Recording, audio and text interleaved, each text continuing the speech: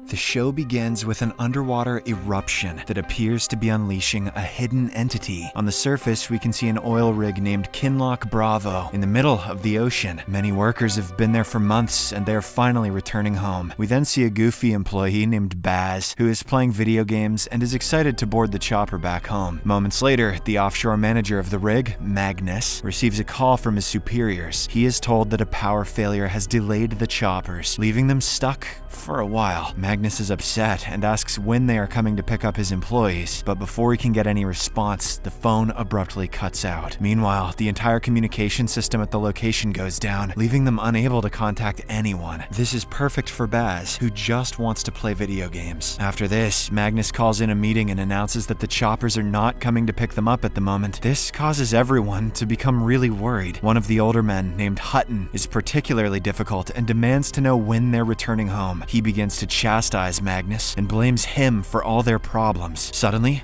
the power goes out, causing panic among everyone. The communication officer named Fulmer heads to the power room and discovers that all the generators have unexpectedly stopped working. With no other options, the crew has to rely on backup batteries for the time being. Magnus is worried and attempts to contact a rescue ship, only to find that the radio is also down. Shortly after, the entire rig begins to shake violently, and the production module begins to catch fire. Magnus then commands for the module to be shut down immediately. The onboard scientist Rose objects because their quota is not fulfilled yet, and it could cost the company financially. However, Magnus responds that the safety of employees is more important to him than the company's finances. Surprisingly good morals. Magnus is going to die for sure. Even after shutting down the drills, another series of powerful tremors shakes the area. The group then looks out and observes a dense wave of fog rapidly approaching them. Panicked, Fulmer states that no chopper is coming for them in this fog. The workers then return inside because it's impossible to navigate the lifeboat in such weather. Afterward, Magnus decides that the only way they can survive is to establish communication. Therefore, he assigns Fulmer to inspect the radio tower and make the necessary repairs. He decides to send Baz as well, although he is a bit inexperienced. After a while, Hutton arrives and warns Magnus that climbing the radio tower is too dangerous, but the latter insists that there is no other option. Hutton also tells Baz that he does not have to go, but Baz believes he may be able to reclaim his chopper seat with this. Magnus then offers to give him his seat if he manages to fix it. After this, Baz climbs the ladder, with Fulmer following closely behind him. At one point, he gets nervous and can't see Fulmer below him. He is then startled by a bird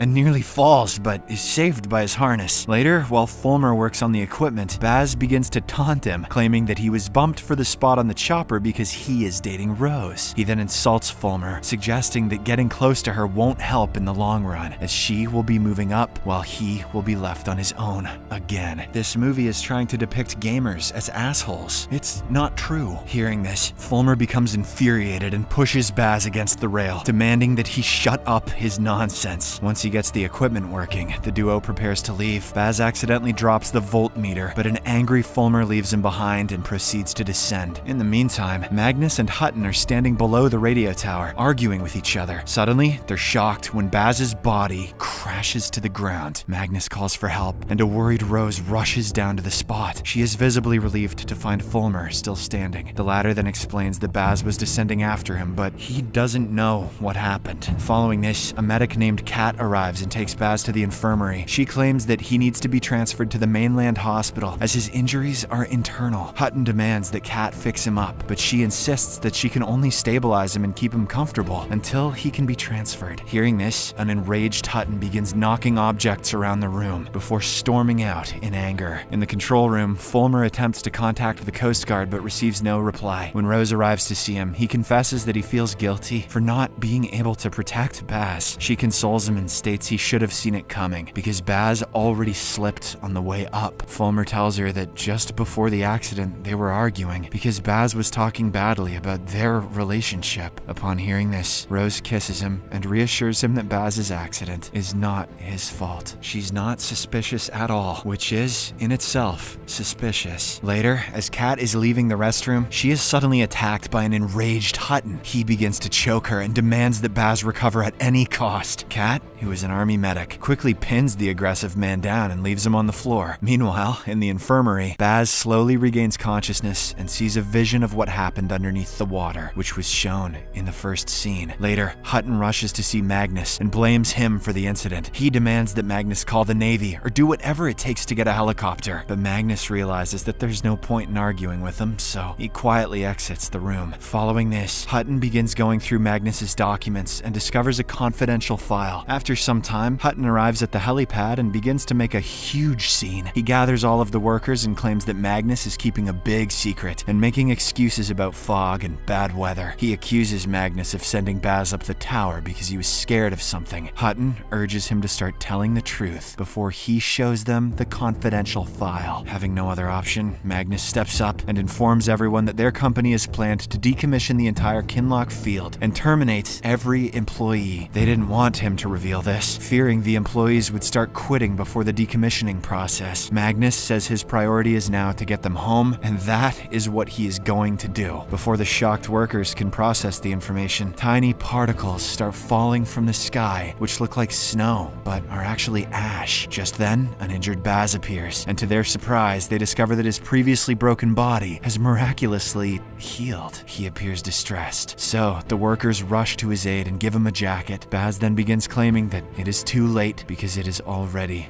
begun. He then loses consciousness again, so the other workers take him to the infirmary. Shortly after, he awakens and finds himself on the stretcher. Rose inquires about what he was saying on the helipad, but Baz claims that he has no recollection. He simply states that there was something out in the fog and that he has been hearing voices in his head. Kat then tries to take a blood sample from him, which makes him angry. He becomes aggressive and refuses to cooperate, but the girls restrain him and manage to take his blood anyway. At this point, Baz appears terrified and claims that a massive wave is on its way. After the others leave, he examines his wound and notices some shiny objects that appear to hasten the healing process. Outside the control room, the team notices a light that is flashing from below. A worker named Lek goes out and recognizes it as Morse code sent by the standby vessel. The crew then realizes that the message is a pan, or possible assistance needed, repeated multiple times. Magnus instructs Fulmer to respond to the message by flashing lights across the deck to establish communication with the ship's crew. Meanwhile, we see that Hutton is confined to a room to keep him from causing further disruptions. In the medical room, Baz discovers that his wounds have miraculously healed. When he looks at himself in the mirror, he sees the vision of the rig being destroyed. He then leaves the room and changes into his uniform. Suddenly, he gets a severe headache and his gold tooth falls out. Afterward, the superiors are discussing the decommissioning when Kat rushes in to inform them that Baz is missing. Meanwhile, an older employee named Alwyn finds Baz in a cabin, drawing strange symbols on the window and rambling about something. The old man asks what is happening, and Baz explains that his head is full of noises and that he shouldn't have survived the accident. Suddenly, the room lights start flickering, and Baz has another scary vision, causing him to run away. Elsewhere, Lek is freezing and needs to warm up, so he sneaks into Kat's clinic and drinks some rubbing alcohol.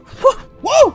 He then steps into the shower, but soon after, his entire body begins to hurt. His chest tattoos start to fade, and his eyes, palms, and body begin to bleed. Lex screams in agony as blood continues to flow through his pores. A while later, an employee arrives to deliver Lex dinner, but discovers him dead in the shower. She promptly informs her superiors, who are appalled by the situation. Kat tries to determine the cause of death, but is unsuccessful, so she concludes that he died from blood loss. Just then, a worker approaches them and shows them Baz's golden tooth. Rose then speculates that those exposed to the ash in the air have been infected with the substance. She states that the substance removes impurities from the body. This explains why Baz's dental fillings came out and why Lex's tattoos were stripped. His Prince Albert also fell out, but no one wants to talk about that. Moments later, they spot an unfamiliar light outside that doesn't appear to be from the ship. Alwyn and Fulmer team up to investigate, and during this time, Fulmer accidentally injures his hand. Meanwhile, Hutton manages to escape from his room and starts roaming the hallways, determined to find a way out. He heads straight for the communications Allwyn's room and sends an SOS signal to the standby vessel. However, it turns out to be a grave mistake, as the zero visibility could cause the standby vessel to crash into the rig. Shortly after, Magnus learns of this and rushes to the control room with other employees. Seeing the havoc Hutton has caused, Fulmer gets angry and the two almost get into a fight. However, Magnus intervenes and orders them to focus on the situation at hand. He wants them to send a message to the vessel to correct its course. An announcement is then made to the entire crew, informing them to return to the platform and remain there until further instruction. Meanwhile, Allwyn locates Baz in the lower part of the deck and becomes concerned for him. He quickly approaches Baz and implores him to come back. However, the latter refuses, saying that he wants to see the creature of water that is causing all of this. Allwyn then gets closer, but Baz becomes aggressive and starts choking him. Then he begins spitting water into Allwyn's mouth in a hideous way. But before he can kill the poor guy, someone arrives there, causing Baz to run away. Following this, Allwyn collapses to the ground, unconscious. Magnus and the other employees rush to his aid and attempt to revive him, but their efforts are in vain. Kat examines him and concludes that Allwyn appears to have passed away due to drowning,